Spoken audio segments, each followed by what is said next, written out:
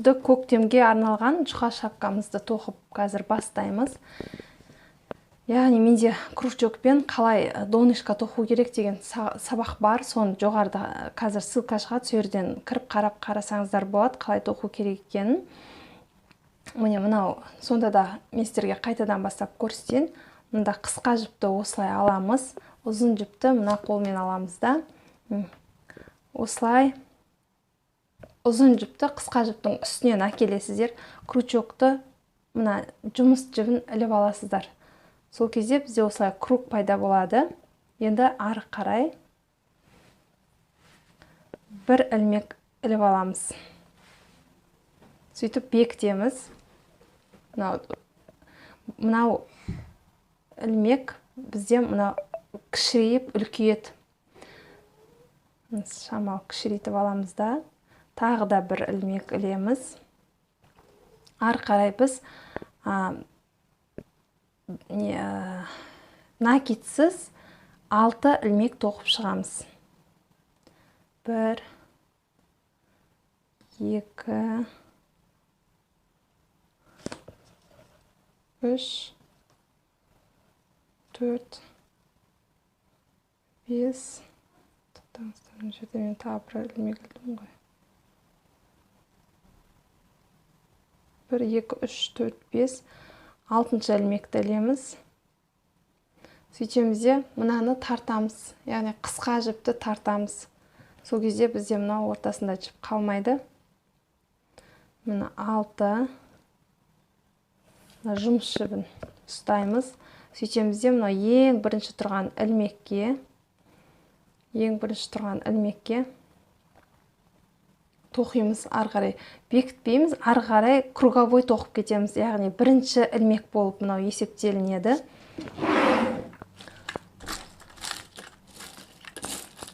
Бұны біз белгілеп қоямыз, өйткені шатасып кетуіміз мүмкін. Круговой болған кезде біз бірінші рядты бітіріп, екінші рядта ауыспайтын болғандықтан білінбей қалып жатады. Сондықтан әр рядты осылай белгілеп отқандарыңыз дұрыс.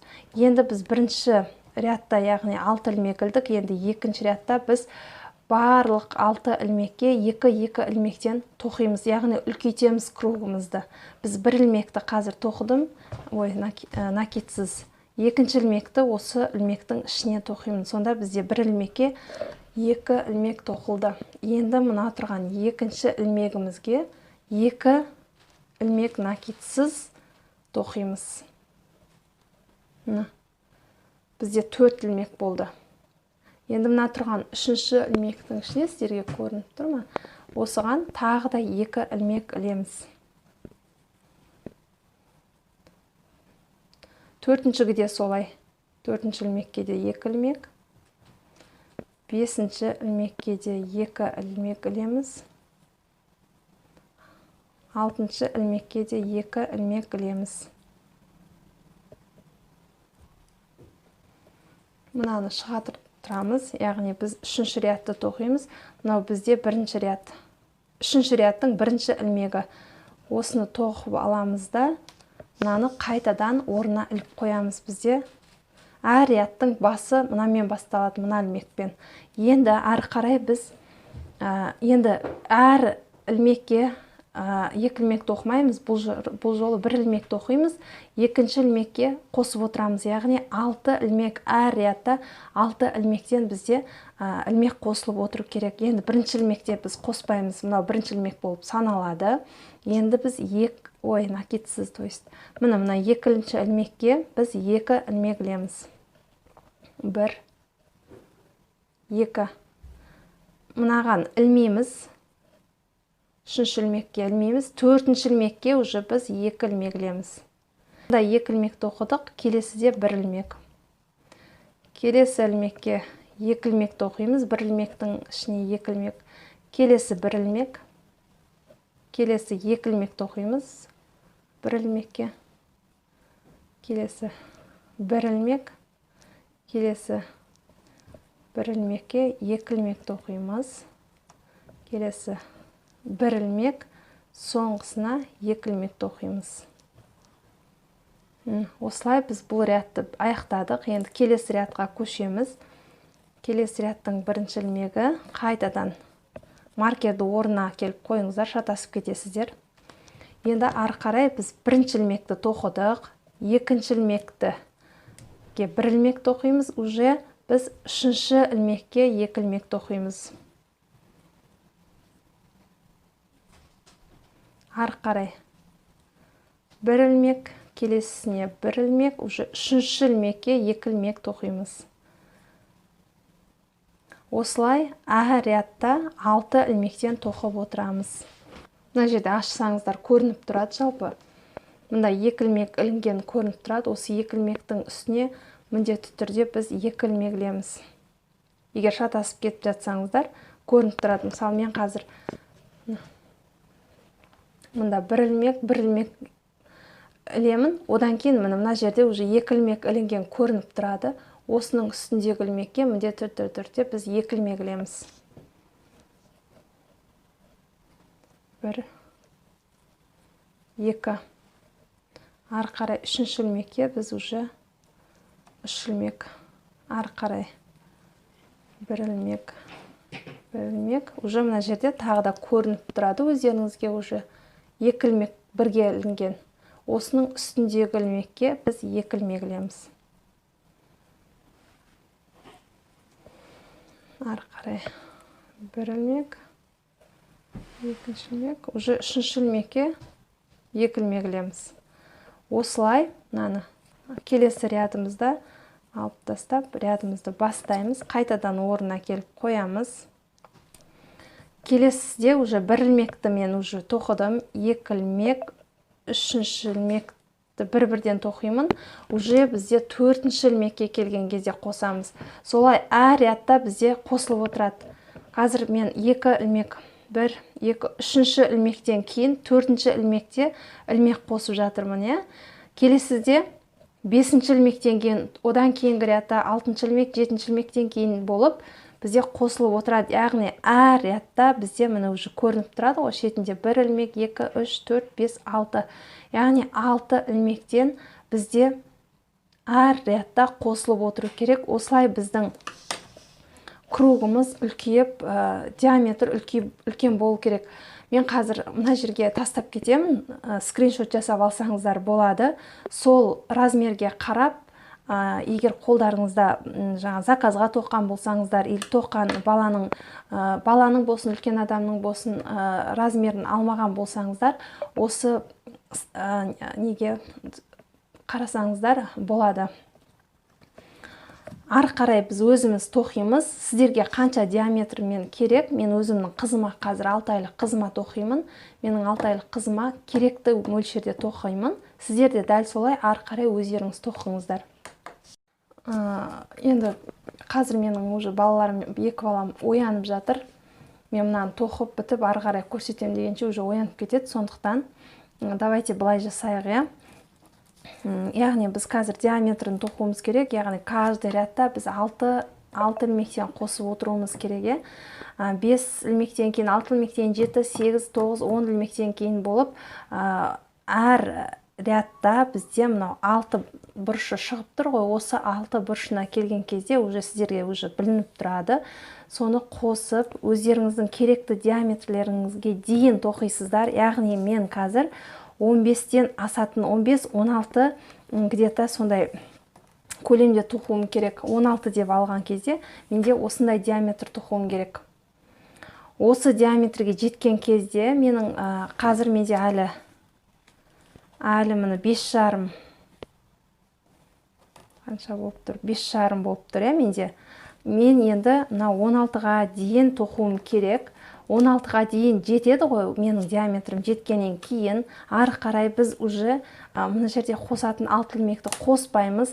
Барлық рядты круговой ешқандай ілмек қоспастан тоқитын боламыз. Яғни ешқандай ілмек қоспаймыз, барлығын круговой тоқып шығамыз. Сол кезде біздің шапкамыз осылай жиырылу керек. Бізде қазір мынандай тік болып тұр. Өйткені барлығы бірде рядпен тоқылып жатқандықтан, әр рядта 6 ілмектен қосылып жатқандықтан бізде осындай болып тұрады. Егер біз 6 ілмекті қоспай уже ары қарай тоқи бастаған кезде біздің шапкамыз осылай жиырылып осылай болады. Сондықтан да ол қанша көлемде тоқитындарыңыз ол өз басқа байланысты болады. Яғни сіздердің тоқитын адамның, яғни кішкентай баланың или үлкен адамның басын өлшейсіздер. Сол басқа қарай ұзындығын тоқып аласыздар. Яғни мен сіздерге қазір көрсетемін. Яғни біз бастың өлшемін алған кезде, мысалы мынау бізде адамның басы болып есептелінеді. Сол кезде біз камераға дұрыс сыймай тұр. Сол үшін немді жатқыза салайын. Мынау желкенің тұсынан басымызды домалатып сызғышымызды әкелеміз де мына жерге дейін қоямыз. Яғни өзіміздің басымызды осылай өлшейміз. Осы жерден бастаймыз, где-то желкеден бастаймыз. Сөйтеміз де осылай алып келеміз. Сол кезде біздің басымыздың ұзындығы шығады. Яғни осыны екіге бөлген кезде сіздерде ұзындықты солай аласыздар. Мында 38 болып тұр. 38-ді екіге бөлген кезде бізде шапқаңыздың ұзындығын соған қарай аласыздар. Яғни 19 ұзындықта алатын боласыздар. Мен енді баланың шапқысын тоқығандықтан менікі ұзындығы 19 болмайды. Әрине менікі кішкентай болады. Мынау енді үлкен адамдарға арналған стандарт бас болып есептелінеді. Сіздер балаға тоқисыздар ма, или кішкентай балаға, үлкен адамға тоқисыздар ма, оның барлығын мен жіберген неден қарайсыздар, схемадан. Ары қарай өзіміз тоқиық.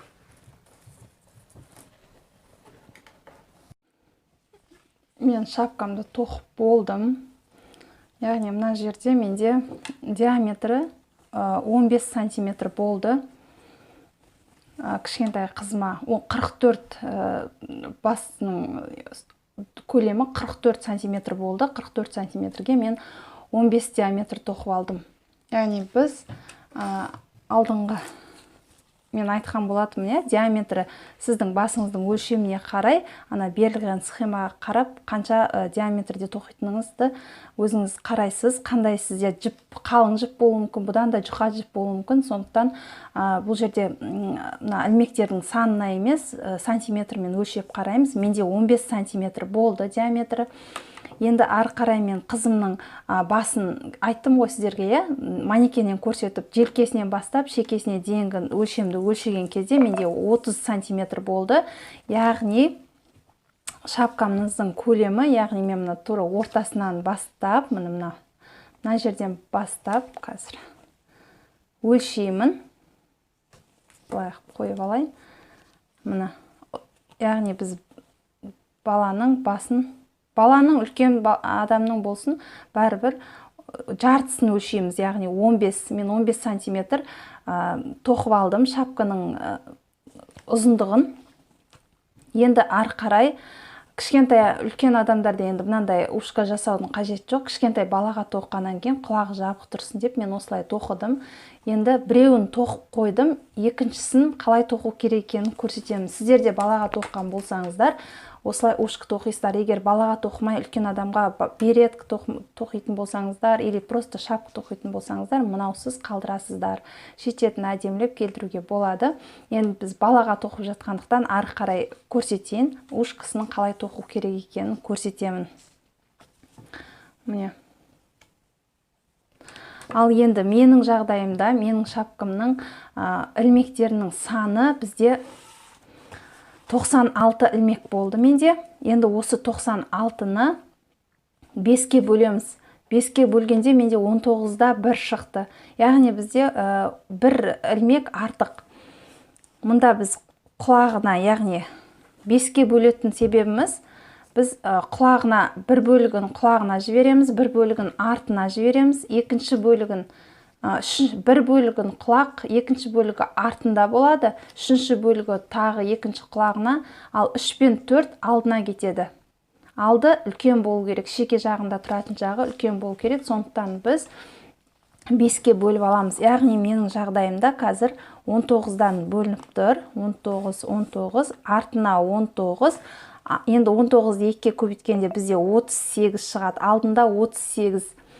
Ал бізде бір ілмек артық, оны артына қоса саласыздар. Немесе алдына қоса салсаңыздар да болады. Жалпы алдына қосуға болады. Менде енді артына қостым. Мен жағдайымда қазір артына қостым. Яғни мен артына 20 ілмек ілемін. Қазір ілмеймін. Бөліп аламыз осылай. Мен уже 19 ілмек бір жағына тоқып қойдым. Және мынаны маркерлермен белгілеп қойдым. Яғни артына мен 20 ілмегімді. Сіздердің сандарыңыз басқаша болып шығуы мүмкін. Ең бастысы 5-ке бөлесіздер.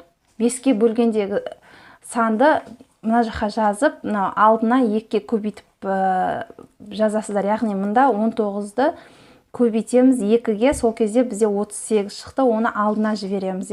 Түсінікті ғой. Егер бір ілмек артық қалып жатса, алдына или артына қосып жібере саласыздар, болды. Енді ары қарай мен уже 19 ілмек іліп қойдым. Мына жерге құлағына тоқып қойдым. Енді артына 20 ілмек санап алдым. Және мына құлағына 19 ілмекті бөліп алдым. Мына алды бізде 38 ілмек. Яғни мен қазір мына жерге құлағын тоқитын боламын. Сонымен екінші құлағымызды бастаймыз. Мен басында мына шапканы тоқып бастаған кезде 2,5 крючокпен бастаған болатынмын сіздермен бірге. Ол кезде мына 3,5 крючогымды таппай қойған едім, сосын кейіннен тауып алдым. Сонымен тоқып жатқанымды қайтадан сөгіттім де 3,5 крючокпен тоқыдым. Сіздер ары қарай тоқи беріңіздер. Мен 3,5 крючокпен кішкене тезірек бітірейін деп сәл күнде крючок алдым. Енді мен ары қарай мына құлағымды осы 3,5 крючокпен ары қарай тоқимын. Ал сіздер қандай крючокпен бастадыңыздар, сол крючокпен аяқтайсыздар. Сіздер де ушкасын сол қандай крючокпен тоқыдыңыз, қай номермен, сол номермен аяқтайсыздар. Мен осымен бастағаннан кейін осымен аяқтаймын. Түсінбей қалмаңыздар деп айтып жатырмын. Ары қарай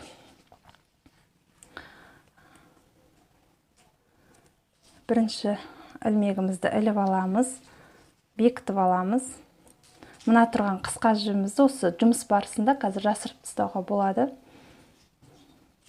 Бір ілмек ілеміз, жаңағы бекіткеннен кейін тағы да бір ілмек осылай іліп аламыз, ары қарай тоқимыз.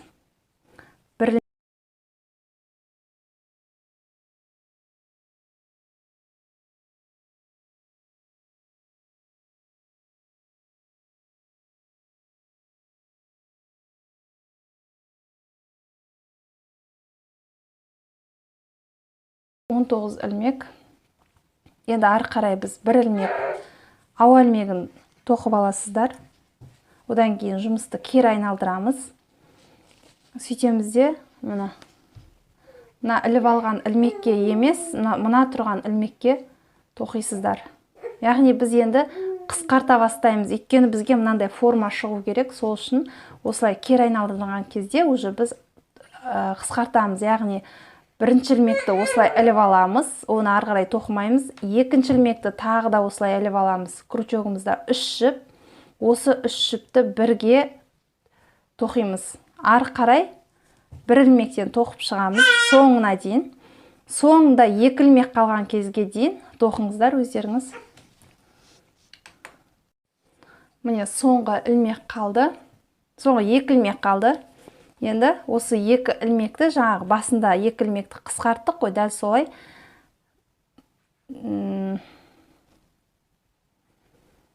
Мына ілмекті тоқымаймыз, тартып аламыз. Және мына соңғы ілмек, сіздерге көрініп тұр ма? Соңғы ілмек, яғни біз іліп алған ауа ілмегі бар ғой, ең бірінші тоққан кезде. Енді ол кішкентай болып көрініп тұрады. Бірінші кезде одан кейінгі рядтарда қиын болмайды. Осы іліп алған кездегісі кішкене кішіреу болып тұрады да, қиын болып тұрады. Сіздер оны ұмытпаңыздар. Мынандай кішілеу крючок болса, былай кішкене шығарып алуға болады, көмектесіп жіпті.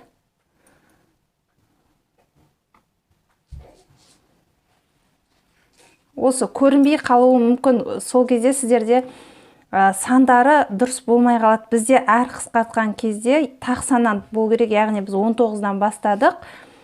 Келесі рядта бізде 17 болу керек, одан кейін 15 болу керек деген сияқты сандарын, ілмектердің сандарын санап отырыңыздар. Мына жерде осылай кішілеу крючокпен кіргізіп, мынаны алып алыңыздар, оңай болсын. Міне мен жаңағы ілмекті іліп алдым. Осылай крючокта бізде 3 ілмек. Ең соңғы 2 ілмекті осылай іліп аламыз. Үшеуін бірге қысқартамыз осылай. Сонда бізде мына жақтан 1 ілмек, мына жақтан 1 ілмек қысқартылды. Бізде 19 болған, қазір 17. Тағы да 1 ілмек ауа ілмегін ілемізде жұмысымызды кері айналдырамыз. Мына оң бетіне келген кезде біз ешқандай қысқартпаймыз, ары қарай.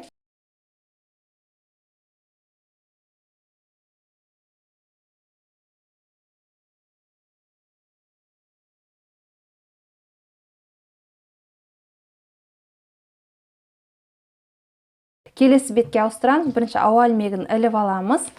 Ары қарай уже мына сол жағына келген кезде, біз шапканың ішінен бастап тоққан кезде, біз уже екі жағынан тағы да 2 ілмектен қысқартуымыз керек. Оны дәл жаңағыдай жасаймыз. Мына бірінші ілмекті былай іліп аламыз, оны тоқымаймыз. Екінші ілмекті осылай іліп аламыз, яғни крючокта 3 ілмек болған кезде үшеуін бірге тоқимыз, яғни бізде 1 ілмек болады. Ары қарай соңына дейін тоқисыздар да, соңында 2 ілмек қалған кезде дәл жаңағыдай үшеуін бірге қысқартамыз. Сонда бізде басында 1 ілмек, аяғында 1 ілмек, тағы да 2 ілмек бізде қысқарады. Келесі бетке ауыстырамыз. Келесі бетте уже ешқандай қысқартпай тоқып шығамыз. Оң бетіне келген кезде шапканың дәл осылай бізде 3 ілмек қалғанға дейін тоқимыз. Міне соңында 2 ілмек қалды, мынаны тоқымаймын. Тағы да бір соңғы ілмекті аламын. Міне осылай крючокта 3 ілмек болған кезде үшеуін бірге тоқып жіберемін. Ары қарай бір ауа ілмегін тоқуды ұмытпайсыздар, кері айналдырамыз. Бұл бетте біз ешқандай өзгертусіз соңына дейін тоқисыздар. Содан кейін бір ауа ілмегін іліп кері айналдырасыздар. Кері айналдырған кезде қайтадан басында соңында бір ілмектен қысқартасыздар. Бір ауа ілмек қайтадан кері айналдырып, дәл осыны қайталап отырып тоқисыздар. Ең соңында 3 ілмек қалу керек. Соға дейін өздеріңіз тоқыңыздар. Міне мен тоқып болдым. Яғни менде 3 ілмек қалды соңында. 1, 2, 3. Енді біз соңында аяқтағыдан кейін 1 ілмек ауа ілмегін ілеміз, кері айналдырамыз. Ары қарай осы 3 ілмекті тоқимыз. Яғни біз бірінші ілмек тоққанда тоқымаймыз, тек жұмыс жібін тартып аламыз осы ілмектер арқылы. Яғни бізде 1 ілмек өзі болды крючокта. Одан кейін тұрған 3 ілмектің біріншісін алдық. Бізде 2 ілмек болды. 3, 4. Яғни біз мұнда қалған 3 ілмектен жіп тартып алдық, және крючоктың өзінде 1 ілмек болды. Бізде 4 ілмек крючокта болу керек. Енді біз осындай шнур жасауымыз керек. Мынандай шнур жасауымыз керек. Оның ұзындығы мен кішкене қысқалау қылдым, себебі қатты ұзынның қажеті жоқ. Сіздерде дәл осындай шнур тоқитын болсаңыздар, дәл менімен бірге жасасаңыздар болады, или просто жай ғана жаңағы кішкентай неден сосын көрсетем. Қазір менде крючок бітті, мынау не тұр. Жасай салсаңыздар да болады. Жоқ, әдемі көрінсін десеңіздер, осылай мен құсап тоқсаңыздар болады. Міне. Ал сонымен ары қарай қазір мен қызымды тыныштандырып алайын. Сонымен ары қарай біз енді шнурогымызды тоқимыз. Ары қарай мына тұрған 4 ілмекті біз крючогымызды шығарып аламыз. Мен енді 3 жарымдықты қоя тұрамын. Сөйтемде 2 жарымдық кішкене кішілеу крючок алдым. Ары қарай осы кіші крючокпен тоқимын. Осы тұрған 4 ілмекті бұлай ұстап тұрамын. Қатты сөйтемді, мына ең бірінші тұрған ілмегімізді алып, мына тұрған жұмыс жібін тартып, мына жақты шығып кетпесін 4-ші ілмектеріңіз. Бірінші кезде, екінші рядта кішкене ыңғайсыздау болады да, ары қарай ыңғайлы болып кетеді. Міне, бірінші ілмектен бастап тоқисыздар. Міне, 1, одан кейін екінші тұрған ілмекті тоқисыздар. 3, сосын 4, яғни соңғы ілмекті тоқисыздар. Қазір кішкене шығып кетті. Алғашқы 1-2 рядта кішкене ыңғайсыз болады да, одан кейін қолдарыңыз үйреніп кетеді. Міне, жаңағы 4 ілмекті тоқып алдық, қайтадан шешеміз. Қайтадан крючокты алып тастаймыз да, қайтадан бірінші ілмектен бастап тоқимыз. Мына жіптерді қолдарыңызбен осылай ұстап тұрыңыздар. Шығып кетуі мүмкін жіпті тартқан кезде. Бірақ орындарын ауыстырып алмаңыздар, ол кезде шнурларыңыз дұрыс шықпай қалады. Рет-ретмен бірінші, екінші, үшінші деп тоқисыздар. Ары қарай соңғы ілмегімізді тоқимыз. Міне, тағы да іліп алдық. Енді ары қарай тағы да осы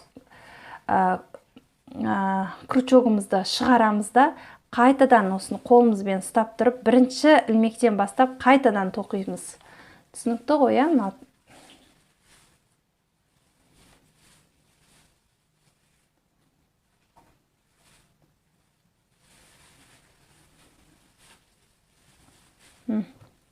Міне бізде осылай болады. Қазір мынау арты қазір жиырылады. Қарап отырыңыздар, ары қарай менімен бірге тоқсаңыздар түсінікті болады. Ары қарай осыны қайталай береміз. Қайтадан крючогымызды шығарамыз. Мынаны қолымызбен қатты ұстап тұрамыз да, бірінші ілмектен бастап қайта тоқимыз.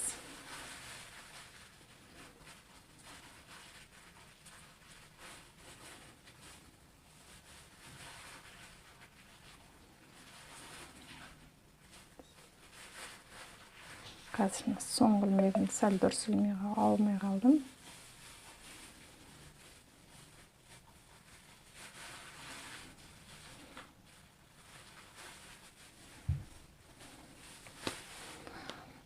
Қайтадан жібереміз.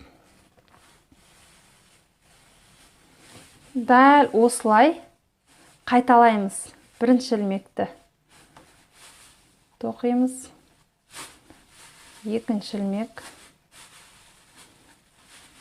үшінші ілмек және төртінші ілмек тоқимыз. Шығарамыз қайтадан. Крючогымызды байқап шығарыңыздар, шығып кетпесін. Қайтадан бастаймыз. Бірінші ілмектен бастап тоқимыз. 1, 2, 3. Көрініп тұр ма сіздерге?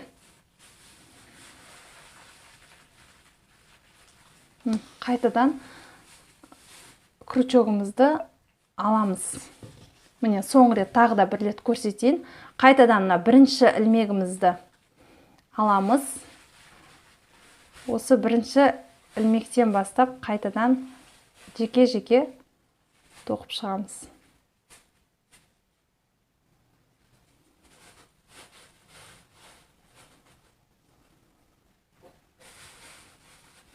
Міне, қайтадан шығарып, қайтадан тоқимыз. Яғни бізде міне артын қараңыздар ма, міне.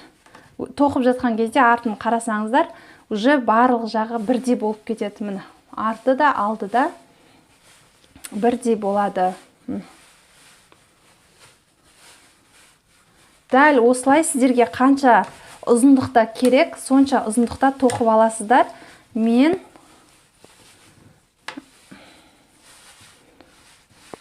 қазір менікі 11, 12, 11 жарым. 11 жарым. Сәл созсам 12, да созсам 14-ке дейін созылады. Жалпы созылмаған түрінде сол 11 жарымға келіп тұр. Осылай өздеріңіз қалаған ұзындықта ұзын қылдырып тоқимын десеңіздер де болады. Осы жерден қалдырсаңыздар да ол өз еркілеріңізде. Яғни осылай соңына дейін өздеріңіз тоқыңыздар.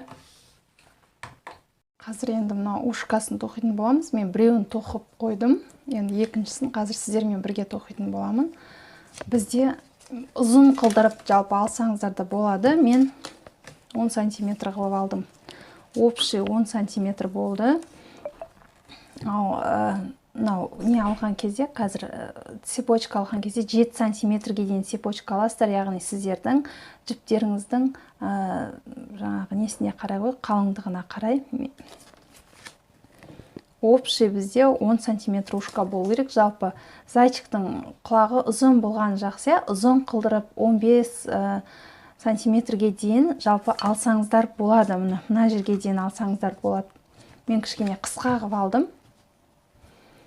Сол үшін давайте бастайық. Сіздер оны өздеріңіз қарайсыздар. Яғни біздің шапкамыз мынандай розовый түспен болды. Енді мен құлағының ішіне кішкене басқаша жіппен тоқимын. Осындай бұл әдем болып тұру үшін, ерекше болып. Давайте бастайық.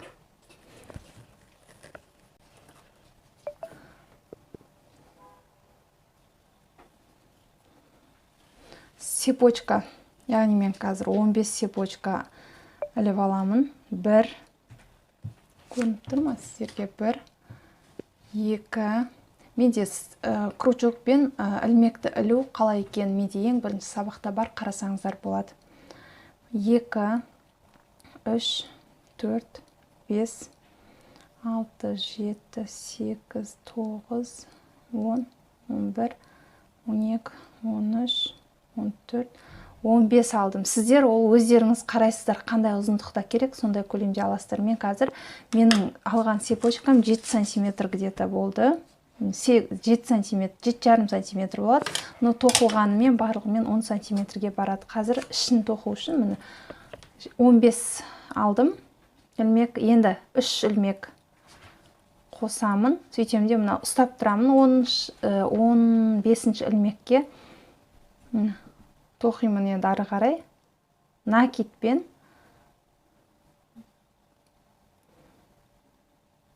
Яғни мынау бірінші ілмек болып есептелінеді. Ары қарай.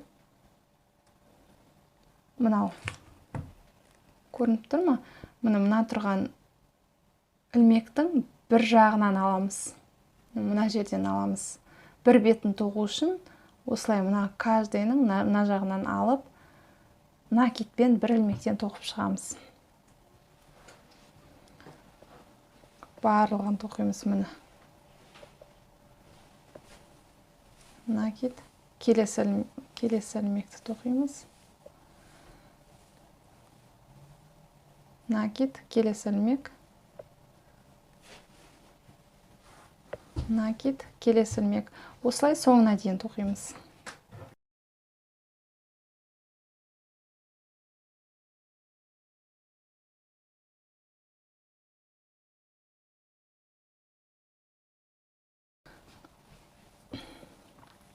Міне енді соңғы мына бір ілмек қалды ғой. Осының қазір осыған 3 ілмектен еміз. Яғни мына бетіне 3 ілмек, мына бетіне, мына жағына 3 ілмек, мына жағына 3 ілмек ілеміз. Соңғы ілмекке қазір. Накид. 1 накид.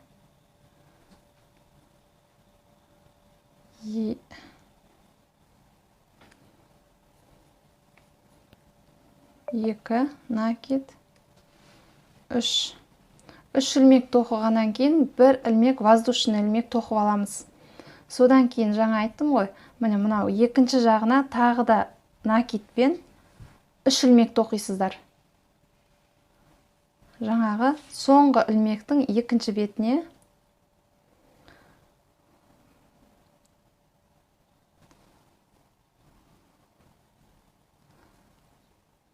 бір,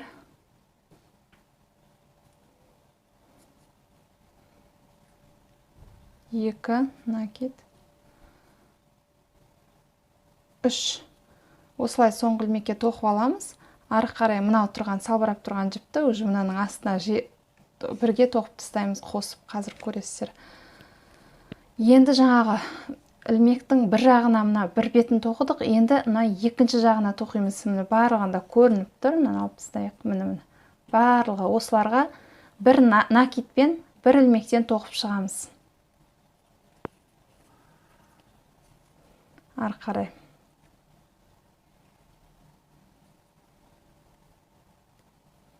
Накид. Мына келесі ілмек. Мына тұр. Мынаны просто мына жерге арасына жауып тастаймыз, қырқып тастаймыз, салбырап тұрмас үшін. Міне екінші ілмек, міне жартысы тұр. Осыны аламыз. Астындағы ілмекті қосып, бірге тоқып тастаймыз. Тағы келесі ілмекті тоқимыз. Міне мынау тұр.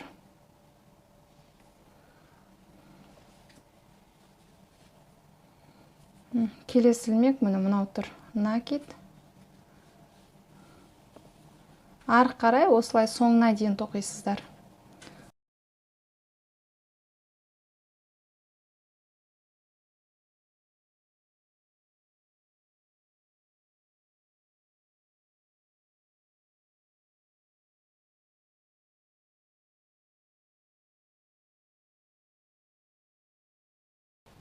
Соңғы ілмекке келдік. Мынау біздің 15-ші ілмегіміз. Мына жақта біз ең бірінші тоқыманы бастаған кезде 15-ші ілмектен кейін 3 ілмек, воздушный ілмек тоқып алдық, иә. Ол мынау тұр. Енді бізде мынау соңғы ілмекке мен қазір тоқып алдым. Соңғы накидпен бір ілмек тоқып алдым. Енді 3 воздушный ілмек іліп аламыз да кері айналдырамыз.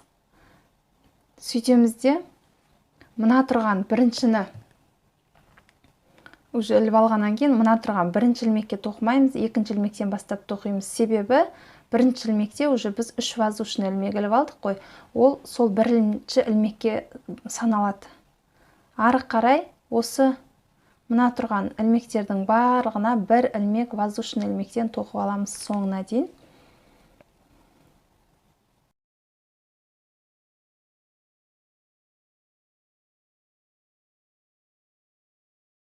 Соңына дейін мен келдім. Енді біз жаңа 3 ілмектен екі жағына тоқып, ортасына бір ілмек іліп алған етіміз, иә. Осы мына жерде осындай тесік тұр. Сол тесікке дейін тоқимыз, міне.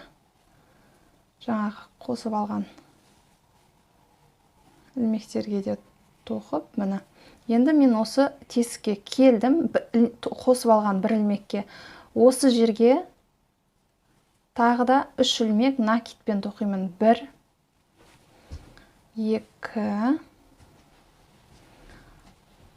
3. Енді тағы да бір ілмек воздушный ілмек іліп аламыз да, тағы да осы жерге 3 ілмек накидпен тоқимыз.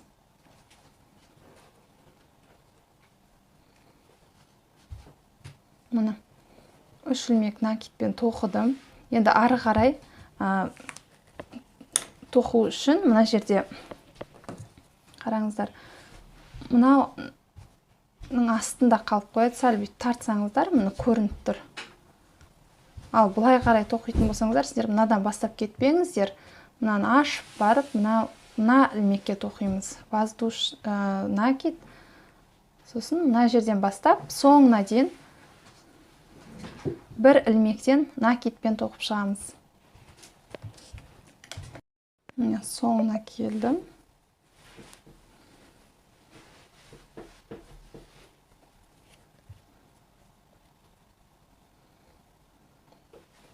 Соңғы ілмекті тоқығаннан кейін біз кішкене тартып алып тастаймыз. Мына жібімізді бұлай қарай қоямыз.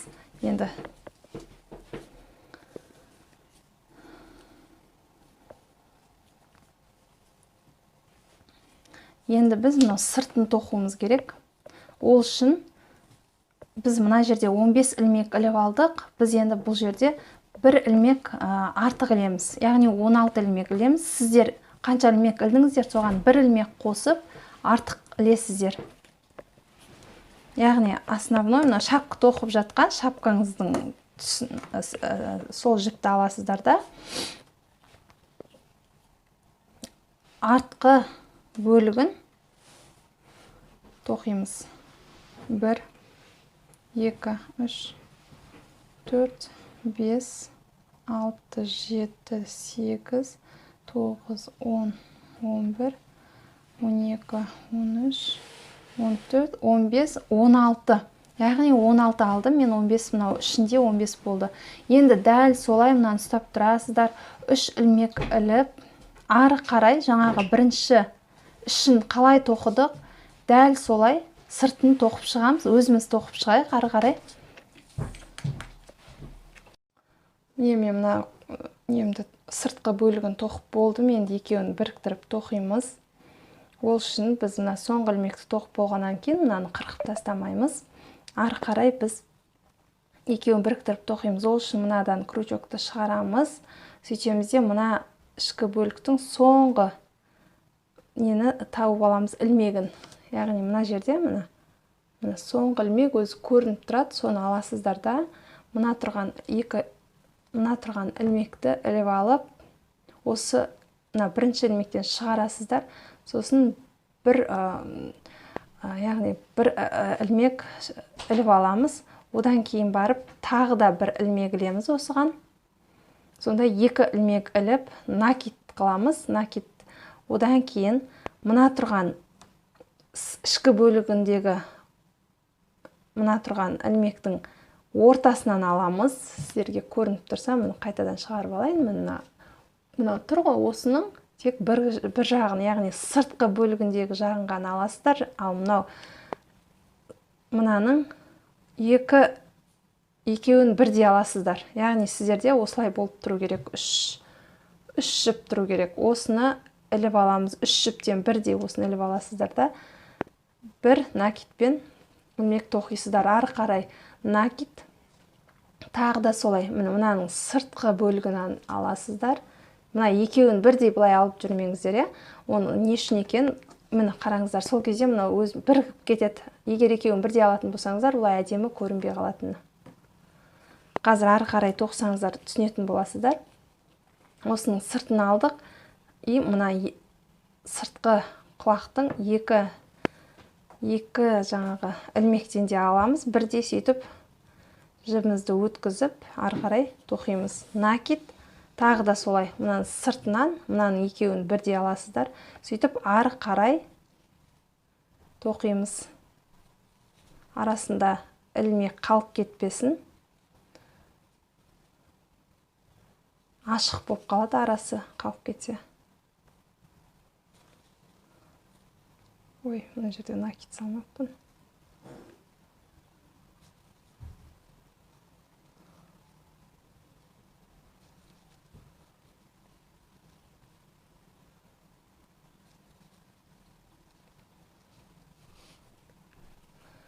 Осылай мына жерге дейін тоқыңыздар. Ары қарай мынандай ұшын, құлақтың ұшын қалай шығаратынын көрсетемін. Біз енді мына жерге дейін тоқып алдық, өзіңіз барлығын бірдей етіп осылай тоқисыздар.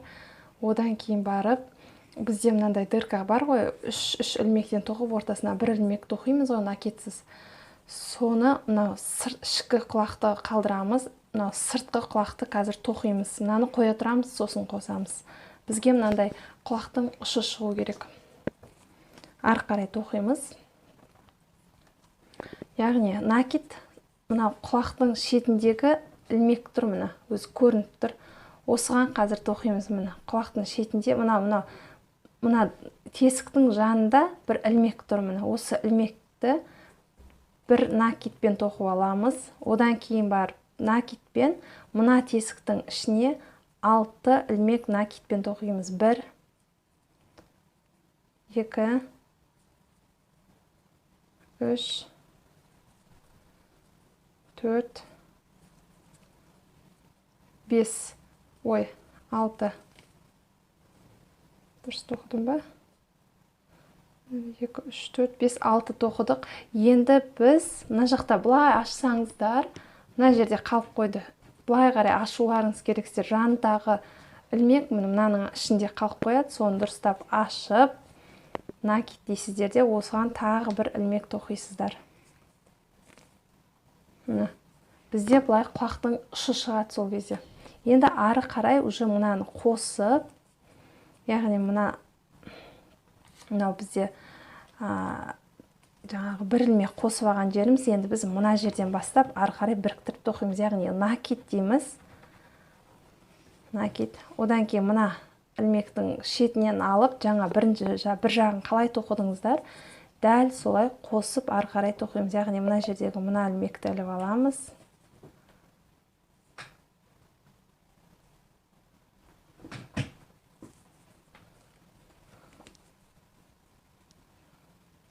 накид. Қайтадан мынаның жартысын аласыздар. Келесі мына жақтың толық ілмекті аласыздар. Ары қарай дәл бір жағын қалай тоқыдыңыздар, дәл солай тоқып шығасыздар ары қарай. Соңына дейін тоқимыз. Жібімізді кішкене қалдырасыздар. Яғни біз мынандай көлемде қалдырсаңыздар, мына көрініп тұр ма? Міне осылай қалдырсаңыздар жарайды. Себебі біз оны шапкаға тігуіміз үшін керек болады. Мынаны соңына дейін өздеріңіз до конца тоқыңыздар да, кішкене осындай жіп қалдырыңыздар. Мен мына құлақтарын бір құлағын яғни тігіп қойдым. Енді екінші құлағын қазір тігемін. Қалай тігетінімізді көрсетейін. Бізде құлағымыз осы мына тұрған құлаққа сай келу керек. Міне қараңыздар, осылай аласыздар. Сөйтіп осының тұсында келетіндей қылып тігесіздер. Осындай не былай шығып кетпесін. Осымен бірдей болсын. Ал қазір шапкамызды былай қойып алайық.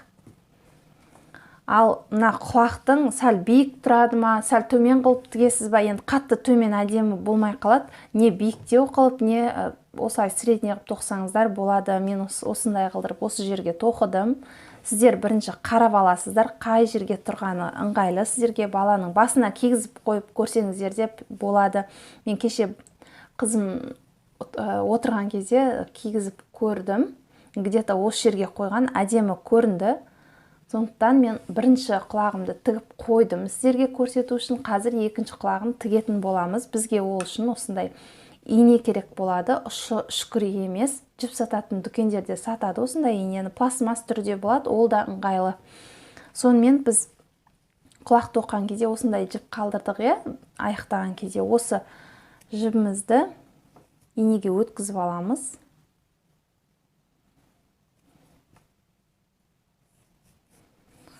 Содан кейін барып, жаңағыдай мына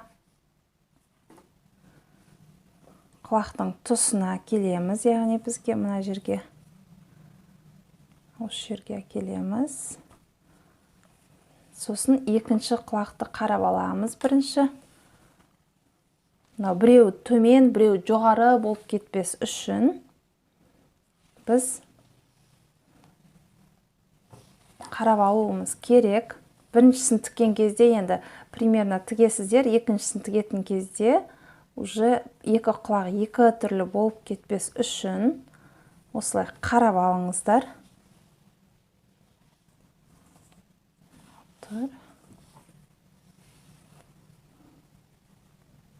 Не болмаса өлшеп алсаңыздар да болады. Қазір мен сол өлшеп алайын. Оны мына тұрған басы бар ғой, ең басында біз тоқып бастаған, сол жерден бастап, мына жерден аралығын өлшеп алсаңыздар да болады. Менде 5 сантиметр. Сол 5 сантиметр. Мен уже қараңыздар, сәл төмен алып тұр екенмін. Сәл жоғары аламын. 5 сантиметр қып. Кішкене айыс болып тұр.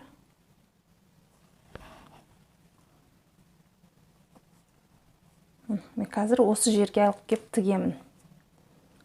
Қолыммен ұстап тұрмын. Енді ушқамды осы жерге әкелемін да, енді мына жерін тағы да бір тексеріп жіберемін. Өйткені менің құлағым кішкене жылжып кетті жаңа өлшеу барысында. Сол үшін мына жерді тағы да бір дұрыстап аламын.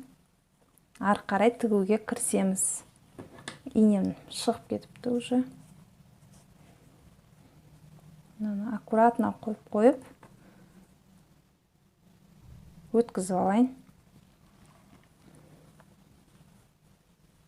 Енді біз кәдімгідей біз киім тігеміз ғой, сондай қылдырып тіге бересіздер. Тіккен кезде бір рядты ұстағандарыңыз дұрыс, жылжып кетпес үшін. Астына үстіне шығарып тоқи бересіздер. Сосын астынан мына инені алған кезде мынау бізде екі қабат қой, құлақтың ішкі бөлігі мен сыртқы бөлігін бірдей қылдырып алыңыздар, ішкі бөлігі шығып қалып қоймасын, себебі әдемі көрінбей қалады ол.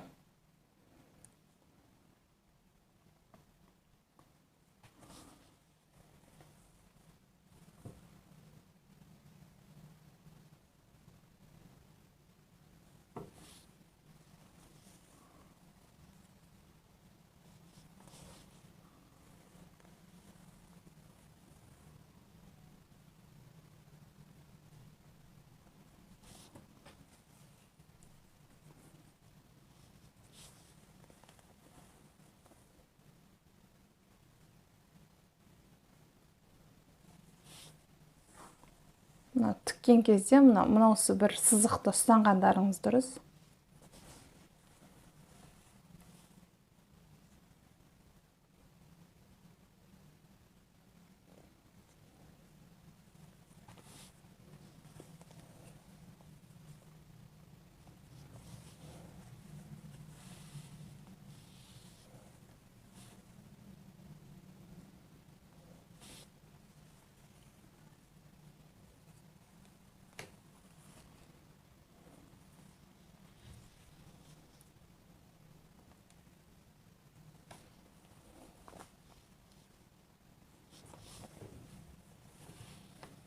Болды, бір рет қатты тігіп аласыздар да, жіптеріңізді ары қарай мыналардың барлығын кейіннен уже жасырамыз.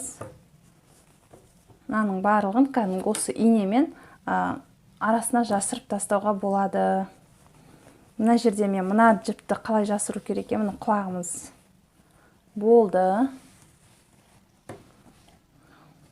Қызым қазір ұйықтап жатыр, ұйықтап тұрғаннан кейін кигізіп шапканы сіздерге суретке түсіретін боламын. Мына қараңыздар. Киген кезде әдемі тұрады. Қазір сіздерге кішкентай болып көрініп тұруы мүмкін. Кигіздіріп қызыма көрсететін боламын. Қазір мен сіздерге мынаны қалай жасыру керек екенін көрсетейін. Мынаны мен уже істеп қойдым. Қазір осыны көрсетейін сіздерге. Мынаны инеге жібімізді өткізіп аламыз да. Тұра тұрыңыздар. Бірінші біз мынаны аяқтап болғаннан кейін бір рет мына жерді байлап жіберіңіздер. Осы тұрған соңғы ілмектің үстінен кәдімгі нетесіздер ғой, киім тіккен кезде сол сияқты қылып мына жерін түйіндеп жіберіңіздер. Содан кейін барып инеге өткізіп, мынау ішкі жағы сияқты емес, білініп қалуы мүмкін. Сол үшін былай жасайсыздар. Міне мына тұрған сіздерге көрініп тұр ма? Мына жерде бір ілмек көрініп тұрады. Осының ішіне инемізді саламыз. Сөйтемізде мынау бізде шнурымыздың іші бос қой. Сол шнурдың ішіне инемізді кіргіземіз. Осы шнурдың ортасы арқылы біз инемізді өзі бос кіре береді, ары қарай өздеріңізге білінеді. Сөйтесіздер де сәл былай жүріп, мына жаққа келесіздер, бір ортасына келген кезде инені шығарып жібересіздер. Сол кезде біздің мынау басындағы жіп тартылады. Сөйтіп тартып жіберсеңіздер, жаңағы салбырап тұрған жібіміз осы шнурдың ішіне кіріп кетеді, ешқандай салбырап қалмайды. Сіздерде дәл осылай жасасаңыздар болады. Ал мына ішіндегі жіптерді тоже солай арасына жасырып жіберсеңіздер болады. Мынау қатты ұзын екен, қосай салайын.